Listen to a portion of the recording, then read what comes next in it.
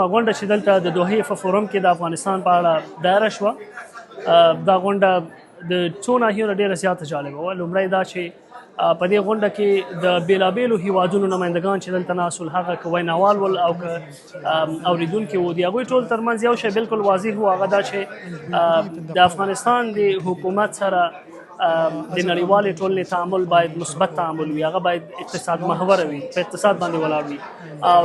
د دې په ځای چې افغانستان من حیث یو مشکل معرفي شي، باید تر ډېر حده په دې ترکیز وشي چې افغانستان یو اقتصادي فرصت دی، کولی شو له دې امنیت څخه چې په افغانستان کې راغلی، له دې ثبات سره چې په افغانستان کې شته،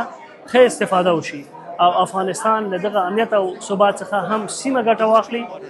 او هم افغانستان ته اقتصادي ګټه ورسیږي. دا یو بهترین فکر دی چې زه فکر کوم چې نړیواله ټولنه اوس په دې پوه شوې ده چې پرته له دې چې د افغانستان له حکومت سره تعامل وکړي، له افغانستان له خلکو سره تعامل وکړي، بله هېڅ لاره وجود نه لري.